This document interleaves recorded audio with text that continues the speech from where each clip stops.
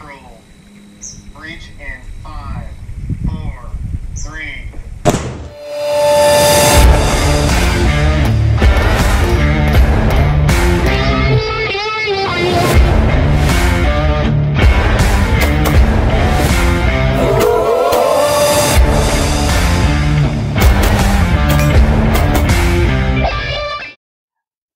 What's up, guys? It's Uncle Freedom coming to you on a glorious and well-deserved day off. I just got home from the range. I went and ran that new G48 through its paces. So let's talk about what I figured out while I was out there. So what did I run exactly? So I ran a hodgepodge, 124, 147, 115 grain, some hand loads, some factory ammo, and then I ran my standard diet of 500 rounds of 9mm NATO spec ammo. No problems, no issues at all, no hiccups. I had 2 malfunctions. Both of those were due to me. They were while I was zeroing the gun off of a bag, and I was inflecting as little as possible in my grip, basically just running the trigger. So it was limp wristing the gun, but to be expected because I was not zeroed standing up. I did have some fight with the zero, trying to get zeroed at 25. I don't typically zero my red dots at 25 for handguns. I like 15 yards because, to me, if I can hit at 15, if I step back to 25, I'm about a ½ inch off. And I can't notice that on my best days shooting offhand. So 15 seems to be where I like to stick. So one of the things I like to do, and I absolutely think this is one of the better things put up, is the 50-round pistol course of fire that T-Rex Arms puts up. It's nothing more than a qualifier. It's a very long qualifier where you shoot several stages for 50 total rounds. And you actually run off of hit factor, which is how you're graded in USPSA. That's how many points you generate per second that you shoot. First time running this with a slimline gun of any kind. I did have it kind of get away from me a couple of times, as evidenced in my next to last stage. 2 on each target, reload, run while reloading, or reload while running, 2 on each target from the other side, 10-meter sprint. I had some trouble getting back onto the gun when I got back there, so my time was like 17 seconds, which is pretty slow. But overall, my hit factor was 4.2, which is not great, but I was at exactly 100 rounds when I ran this course of fire. I could have run it again before I left, but I actually did my state qual instead. I shot 100%, and I did so in a 3x5 post-it card, which is pretty, I'm okay with. So, this guy, right? We're talking about this guy. So let's clear this guy out. There we go. Now we're clear. So my Glock 48, yeah, ran flawlessly. Like I said, except for my initial like limp wristing deal when I was zeroing the optic. If you notice on everything I have witness marks, like literally every freaking where. And that is just to help me so I can tell if something gets moved. For example, TLR7 sub. About 300 rounds into today, I noticed that this had backed off. Not very much, but my line was broken. So something to keep an eye on there. I've never seen it. I've never had one of my TLR7s walk loose. I don't know if it's just a deal with the sub itself, but it did start walking loose. I tightened it back up. It didn't come loose again over 300 rounds later. So total round count for today. Total round count for today was 765 rounds. So 500 rounds of 124 grain NATO, and that was just shot into 3 different targets, approximately 5 meters apart. And I would literally like shoot, or I would, 1, 2, 3, 4. I just kept running different drills. I go up and paste the targets, shoot them again, paste the target, shoot them again, get tired of pasting them, put new ones up, do it again. A lot of different stuffs. How did it run though? It ran great. How did the Vortex red dot hold up? Friggin' stellar. I did some one-handed manipulations, bashing these off of wooden spools. No problems at all with that. I can actually get a pretty decent co-witness with the factory height sights. I can't wait for the new ones to come in though, because I do not like all the white shit on this sight. Like, it drives me insane. when I'm doing it. I didn't have any issues. I'm not as big of a fan of the trigger, though I will say towards the end of the shooting day, the trigger was feeling different than it was at the beginning of the day.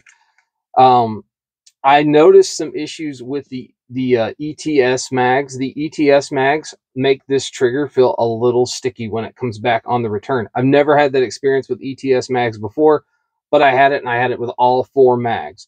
So I don't know if those mags are slightly out of spec, but either way, I was not very impressed, and I went back to just running the factory Glock mags, and I had no issue whatsoever. Like I said, I ran 115, actually I ran 90, 115s, 105s, 124s, 135s, and 147s through this. Zero issue. Shot 124 grain plus P gold dots, 124 grain, 135 plus P critical duty, 135 regular pressure critical duty, 124 gold dot, no problems.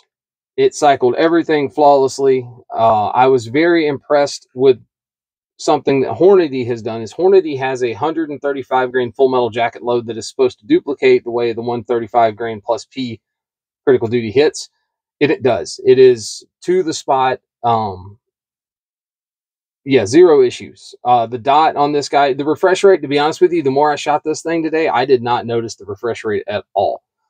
Shooting outside in daylight, it was bright and sunny for about 2 hours of my range time. Zero problems. Dot was more than bright enough to keep up with that on a white backdrop or on a darker backdrop. Didn't have an issue at all. So zero problems. Super impressed by the Defender CCW. I will put it to you this way. I shot on a sunny day on a setting of 5. If I turn this all the way up, it's bright, man. It is freaking bright. So yeah, I was super impressed by the Vortex Defender CCW. That is a stellar optic. You can see there my witness marks. They have not moved at all. Same deal, witness marks for my Zero. No movement at all. The only thing I had moved, like I said, was the TLR7. So that is what it is. Holster that came in for this guy is the Sidecar 2.0. Roll Tide again. But, you know, good retention. Exactly what I'd expect from a T-Rex Arms holster. Whether you like T-Rex or not, I don't care. The dude's done a lot for the Second Amendment, like him or not. He's probably more of a patriot than most. So, yeah, all in all, got that in. Super excited about it. Went out, was waiting on the mailman to drop it off, and immediately left and went to the range. Had all the ammo, everything. Range bags were already in the car. And I had a freaking great time. So, when I talk about some of the stuff that I ran this through, when people are like, what do you do for your range day? So, like, these are 10-round mags. So, I mean, I was doing, you know, 10 rounds at low ready, just acquiring that dot. 10 rounds, you know, then I would do 10-round draws. Then I would do 10 reps of the 1 round 2 shots. So basically what that is shooting doubles. For those of you that shoot USPSA, you know what I'm talking about. When you shoot doubles, we are coming up on the target. We are getting our initial sight picture, and then boom, as fast you pull the trigger. When you shoot doubles, though, with 1 round 2 shots, you actually remove the mag, so you've got an empty mag well, 1 round in the chamber. When you pull that trigger, that round breaks, and you break that second shot. And if you do it right, your second shot should break, and there should be 0 dip in that muzzle, which is what you want to see.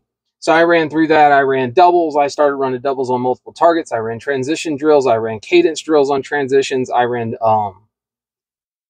VNN drills, which is, you know, headshot, torso, headshot, torso, headshot, torso. I ran casinos. I ran all kinds of stuff. If I could think of a drill, I ran it. I ran the Bear Solutions drill.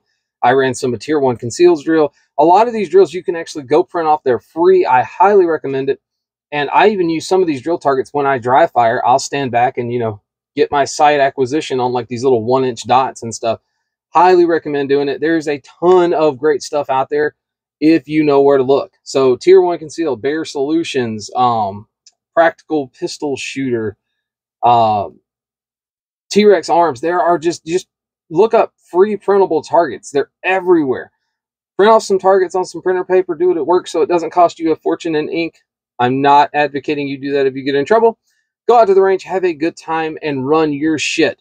As I've told you guys before, more important than how cool this looks is how well it runs. When I ran this today for my final test, which is my state qual, I have to qualify with this in order to carry this off duty. I did my qual 50 rounds. I scored a 100 out of a 100, and that was into a 3x5 index card size target. That is not the standard qual. The standard qual for me is basically a 6-inch wide rectangle that is about a foot long from the head into the upper thoracic cavity. I did mine into a 3x5 note card because I wanted to know. Max engagement, though, on the Nebraska State qual is 15 yards. I do not think that is far enough. That is one of the reasons we push each other as instructors to get our guys to shoot at 25 and plus yards. And really easy to demonstrate that to people when they ask why they should do it. Go in and laser range find your average hallway in your high school. We have a hallway in my high school here in my town that is 144 yards long. That's right. You heard that. 144 yards. Our shortest hallway shot in my school is 22 yards. So 15 does not cut it. Go out and shoot further. I shot this all the way out from 50 today. More than adequate. All of my shots were contained within an 8.5 by 11 square on the target. They would not have been all A zones at 50 yards on an IPSC, but they would have been all dead duck shots, no matter how we sliced it. Out to 35, I can still put them all inside of an index card. If I move it out to 40, it goes to a 4x6. Once you get to 50, it's between eyesight and whatnot, there's some issues. But yeah, I was super impressed. This thing is highly shootable. Recoil is pleasant, to say the least. I really like this Vortex Defender CCW Red Dot. I was super impressed. Again, not sponsored by Vortex. I do get a really good deal when I buy them, though. TLR7 sub, great, except for the fact that it tried to walk loose. This, I will say, if you've ever run a TLR7A and then this, the TLR7A is a much warmer light.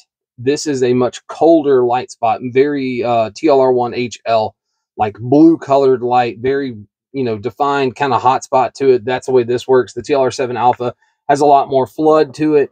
And it's a much warmer, yellowier color light. So guys, there you go. My initial impressions on the Glock Slimline G48 with the Vortex Defender CCW Streamlight TLR7. I'll be going back out to the range tonight to shoot some under low light and no light and nods to see how the CCW holds up.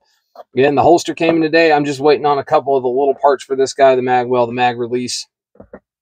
Super impressed by it. And yeah, that'll make you a believer. 100%.